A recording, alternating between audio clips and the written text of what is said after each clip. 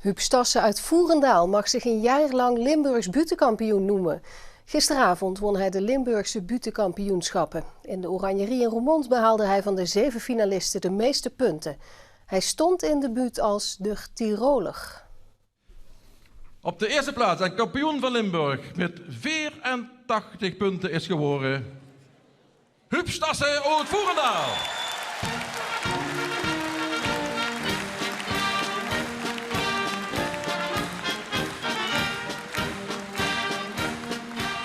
Huub Stassen, ik zie nog gaat trampjes in de ogen staan.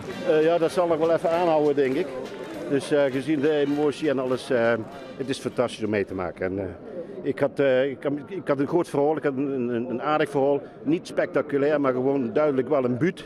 Waar de mensen toch in de provincie wel een beetje op zitten wachten. Ik heb met tempo verteld, dat was mijn wapen.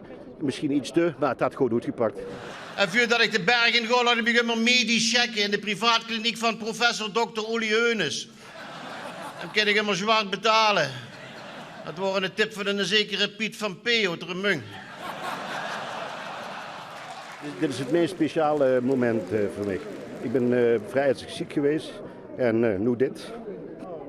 Ja. Het is voor dich echt teruggekomen. Ja. Zo voelt het, ik ben teruggekomen. Absoluut. Ja. Dat was echt, Het is niks en het is alles. Ik vind het fantastisch. Dat was echt emotioneel hoor. Ja. Als ze nog vaker blies voor, werd ik nog emotioneler. Dus ik, Uli, wie erg is het eigenlijk met die heuvel van mij? Je zet de code rood. Ik zeg code rood. Ja, zet de mensen een hond was geweest, zou voor die rustig laten inslopen. Hij met een trouwe wandelkameraad. Al 80 jaar. 1972. Sankt Johan in Tirol. 1973. Sankt Johan in Tirol. 1974.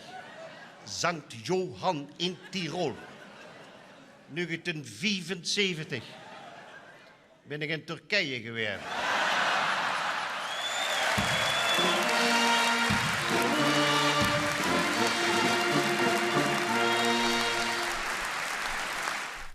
L1 Televisie zendt de hoogtepunten van het Limburgs butenkampioenschap vanavond en morgen uit. Een van de kabels van de pont tussen